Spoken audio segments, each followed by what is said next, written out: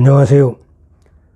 홍법 역사탐구소 박익순 소장과 함께 떠나는 주말 역사산책 시간입니다. 지난주에는 굵직한 사건들이 몇 건 눈에 보이네요.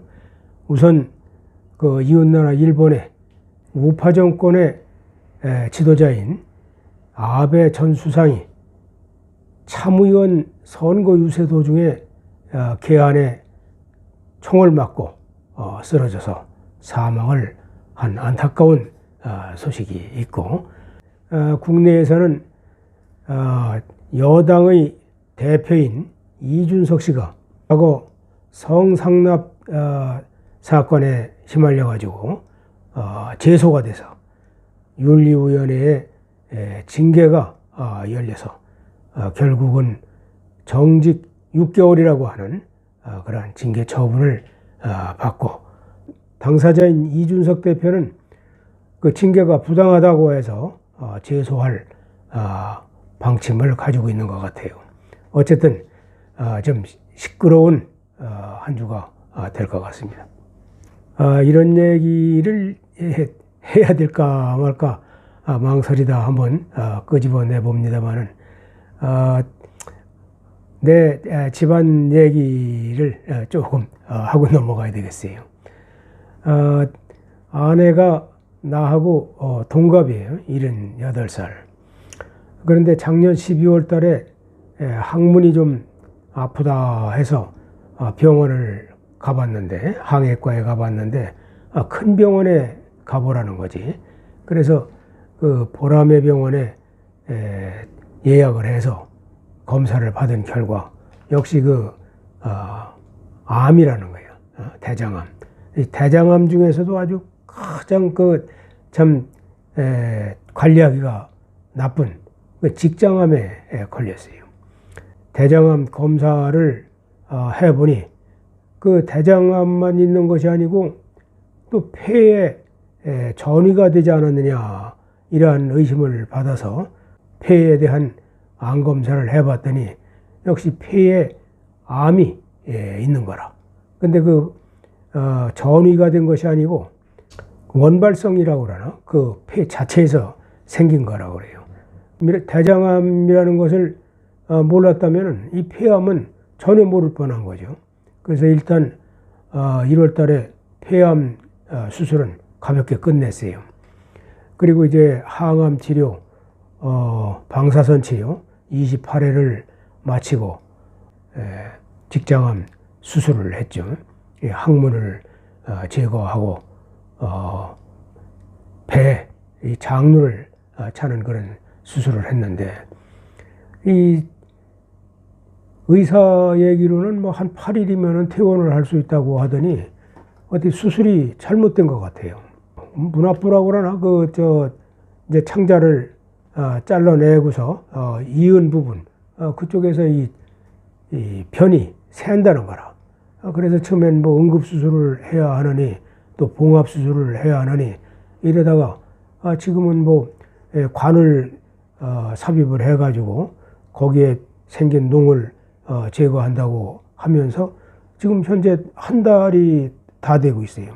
내일이면 이제 딱 한 달이 되는데 아직도 뭐 퇴원 소식이 없고 또 완쾌 소식이 없어요. 그래서 참 우울한 나날을 보내고 있다, 이런 말씀을 자제 한번 얘기를 하고 그리고 역사 산책에 들어가도록 하겠습니다. 오늘은 백제 제27대 위덕왕의 시대에 들어가서 역사 산책을 하고, 위덕왕의 뒤를 이어서 왕위에 오른 두 명의 왕, 해왕과 법왕의 시대에 대해서 역사 산책을 해보도록 하겠습니다. 먼저 위덕왕은 성왕의 맏아들로 태어났죠. 성왕은 수도를 공주, 웅진에서 사비로 옮긴 그런 임금이고, 고구려 장수왕 때부터 남하정책을 피는 관계로 인해서 신라와 백제가 위기감을 느껴가지고 433년에 백제의 비유왕과 신라의 눌지왕 사이에 나제 동맹을 맺었고, 이제 성왕 때까지 잘 그 관계가 지속돼서 백제의 성왕과 신라의 진흥왕이 의기투합을 해서 이제 그 고구려가 돌궐과의 싸움을 하느라고 정신이 없는 틈을 타서, 자, 그동안 우리가 장수왕 때 빼앗긴 그 한강 유역의 땅을 되찾자, 이렇게 의논을 해가지고 북진을 시작을 해요. 그래서 1년 만에 한강 유역을 다 확보를 합니다. 그래서 신라는 한강 유역에 10개의 고을을 확보를 했고, 백제는 6개 고을을 탈환을 했어요. 그래서 이제 백제는 온조가 서울을 정한 하남 위례성, 풍납토성 일대를 이제 계로왕 때 빼앗긴 그 한을 풀었죠. 그런데 이제 신라의 입장에서는, 신라 진흥왕은 한강 유역을 점령한 거에서 그 멈추질 않고 여세로 그 함경도까지 쳐올라 갑니다. 그래서 함경도에 함주 황초령비를 세우고, 또 이원에 마운영비를 세우고, 이렇게 진흥왕 순수비를 세웠죠. 그런가 하면은 백제가 방심하고 있는 틈에 그 백제가 탈환한 한강 유역의 6개 고을을 신라 진흥왕이 급습을 해서 뺏어버렸어요. 그리고 백제로서는 참으로 그 괘씸하고 배반감을 느끼는 거지. 그런 진흥왕은 좀 나이가 젊어. 그리고 백제 성왕은 나이가 좀 지긋한 그런 형편인데, 그 성왕의 입장에서 이 진흥왕과 싸워서 그 백제 6개의 고을을 다시 찾아오자니 힘이 좀 딸린다는 것을 느꼈어. 그래서 성왕은 나름대로의 대책을 강구하다가 이 힘으로는 안 되겠다, 좀 유화책을 써가지고 진흥왕을 좀 포섭을 해야 되겠다, 이런 생각에 그 성왕이 자기 딸을 진흥왕한테 시집을 보내.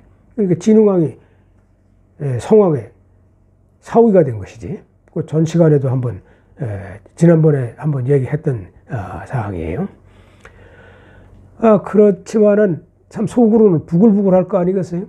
성왕은 그 이전 왕 때서부터 외국, 일본과는 아주 그 우호 관계가 돈독했단 말이지. 그래서 외국에 요청을 해가지고 외국에서 암암리에 군대를 훈련을 시키고 군대를 모았어. 그리고 이제 때를 기다리고 있는데, 이 백제 내부에서는 성왕의 아들인 창이 있었어. 창왕이라고도 그러는데, 이 창이 아주 과격파에 속해.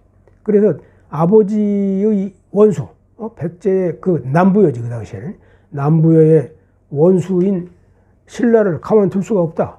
그래서 이 신라의 서울인 금성, 경주지, 경주를 치기 위해서 경주로 넘어가기 위한 그 관산성, 지금 그 옥천이에요.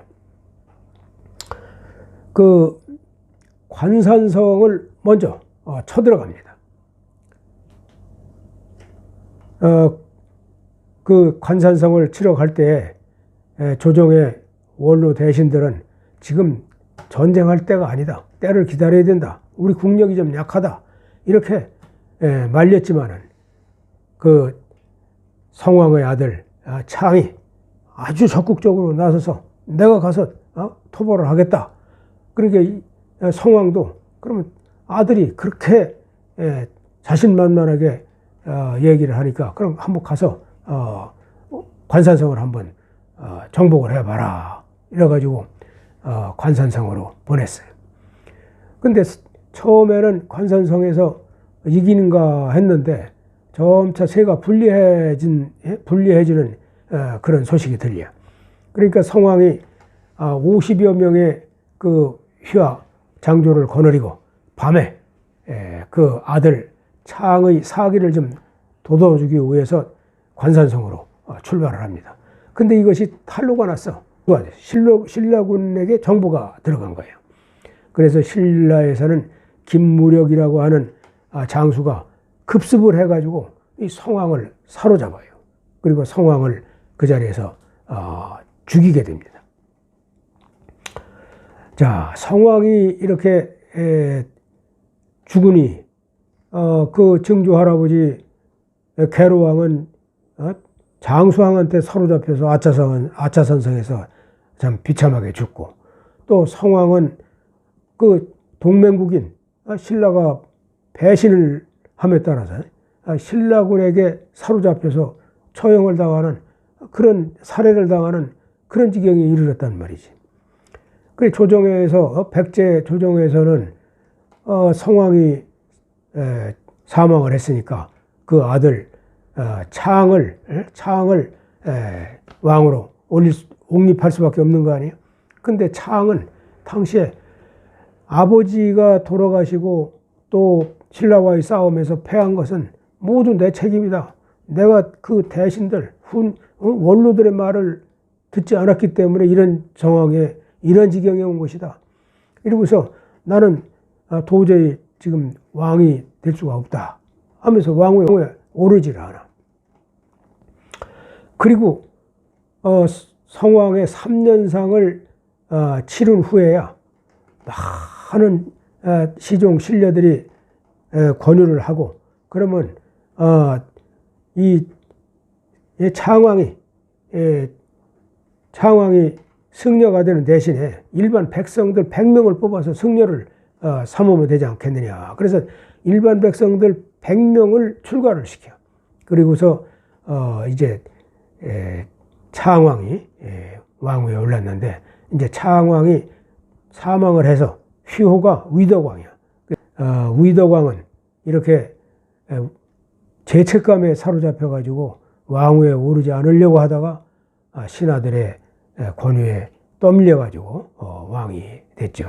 그런데 이제 그 성왕이 사망하고 3개월 후에 이 고구려에서 또 침략을 해와. 그 이유는 아마 성왕 때 수나라, 중국에 있는 그 수나라에 사신을 보내가지고 고구려가 너무 도도하게 굴고 이 백제와 신라를 자꾸 치고 있으니 좀 쳐내려오지 못하도록 압력을 좀 행사해 주십시오 하고 사신을 보냈는데, 수나라 입장에서도 이 고구려를 함부로 건드릴 수 있는 상대는 아니거든. 그래서 그런 사실을 오히려 수나라에서 고구려에 알려줘. 그러니까 고구려에서 그 괘씸하게 여겨가지고 백제를 쳐내려왔던 거지. 그러나 백제에서 열심히 아주 전력을 다해서 그 성왕이 사망한 3개월 후에 침략을 한 것은 잘 막아냈어요.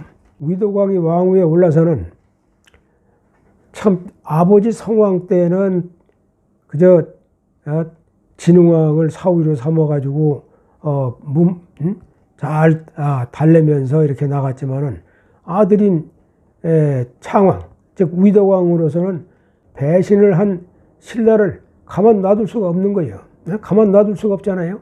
그래서 관선성에서는 패했지만은 561년에는 신라에 빼앗긴 그 가야의 땅을 되찾기 위해서 먼저 1,000명의 군사로 또 가야의 땅을 쳐들어갑니다. 그런데 이때는 이 진흥왕과 이사부 장군이 나와가지고서 막 그냥 파죽지세로 몰고 나와. 그래서 결국은 1,000명의 군사만 다 희생을 시키고 퇴각을 해버렸어. 그래서 이때서부터 이제 위덕왕도 이제는 신라하고 더 이상 싸워서는 안 되겠다 하고 신라나 고구려하고 싸움을 걸질 않아. 먼저 쳐들어가질 않아. 그러니까 고구려에서는 돌고라고 싸우라고 신경을 못 썼고, 신라도 이제 한강 유역 다 차지했지. 가야 땅 다 차지했지. 함경도까지 영토가 넓어졌지. 진흥왕 때 아주 대단했지. 그러니까 신라에서도 더 이상 백제를 건드리지 않고 이때부터 한 거의 100여 년간 삼국 간에는 전쟁 없는 평화 시대가 유지가 됐다고 해요. 처음에 승려가 되려고 했던 것처럼 위덕왕은 아주 불교에 심취되어 있었다고 그래요. 그래서 일본의 불교의 경론과 대대적인 학자, 그리고 선사, 비구니, 그리고 절을 짓는 기술자, 또 승려 집단, 이런 사람들을 대거 일본에 보내서 일본과의 관계를 더욱 돈독히 했다고 그래요. 577년에는 그 위덕왕의 아들이 아좌태자가 있었고 또 몇 명이 있었던 것 같은데, 아좌태자의 동생이 일찍 죽었다고 그래요. 그래서 위덕왕은 그 일찍 죽은 그 아들을 위해서 왕흥사라고 하는 절을 지어가지고 그 아들의 사리를 거기다 묻어놨다 하는데, 이 삼국사기에는 그 왕흥사가 30대 무왕 때 지어졌다 이렇게 기록이 되어 있는데, 그 왕흥사를 발굴하는 과정에서 그 연대가 나왔어. 이것은 무왕 때 한 것이 아니고 이 위덕왕이 그 아들을 위해서, 아들의 영혼을 달래기 위해서 지은 절이다, 이렇게 그 왕흥사의 발굴 과정에서 그것이 밝혀졌어요. 아좌태자는 일본에 건너가서 일본 쇼도쿠 태자의 스승이 되고 또 쇼도쿠 태자의 초상화를 그렸다, 이렇게 우리 역사책에도 나와서 어렸을 때 공부를 한 기억이 있는데, 이러한 내용이 우리 삼국사기에는 전혀 기록이 없고 일본 서기에만 기록이 있다는 거예요. 그래서 지금도 그 아좌태자에 대해서는 조금 좀 모호한 점이 있어요. 위덕왕이 한 44년간 왕노릇을 하다가 74세에 사망을 했는데, 이 74세에 위덕왕이 사망을 했으면은 그 아좌태자가 외국으로 간지 불과 6개월 만에 그 위덕왕이 사망을 했다고 그러니까. 그런데 이런 그 장성한 아들이 있음에도 불구하고 왕위는 누가 이어받았느냐? 바로 위덕왕의 동생인 해왕. 그때 당시 나이가 해왕. 그 당시 나이가 71살이나 됐는데 이 해왕이 왕위를 이어받았다는 거예요. 그렇다고 한다면은 여기에서 흑막 있는 거 아니냐? 아들이, 장성한 아들이, 물론 국내에는 없고 외국에 가 있었지만 전에도 외국에 가 있던 태자들이 들어와서 왕위를 이어받은 일이 백제에 몇 건 있었단 말이지. 그런데 이 위덕왕의 때 와서는 외국에 가 있던 아좌태자가 왕위를 잇지 못하고 해왕이 왕위에 올랐다는 거예요. 해왕이 동생이 형을 살해한 것이 아니냐, 이러한 추측들이 가능한 것이죠. 이러한 추측들을 하고 있어요.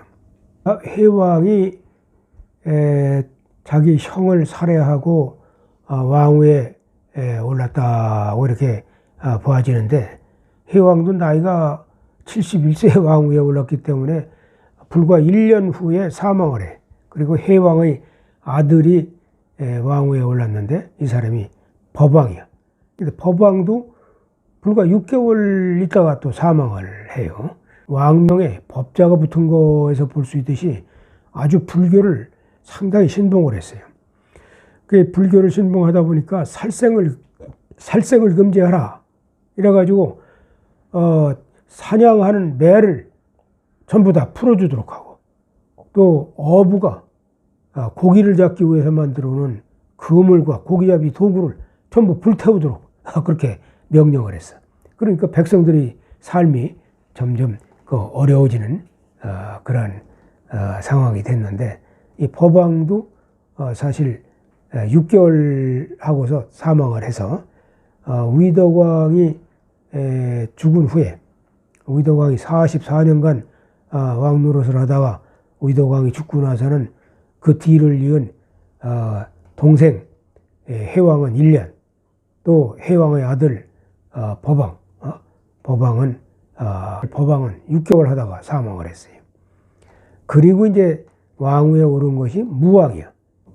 신라의 선화공주를 맞이해가지고 왕비로 삼은 서동 그 무왕이지. 예, 무왕인데 이 무왕은 삼국사기에는 그 법왕의 아들이다 이렇게 기록을 하면서 또 한편으로는 위덕왕의 서자라 이러한 설도 있다 이렇게 기록을 하고 있어요.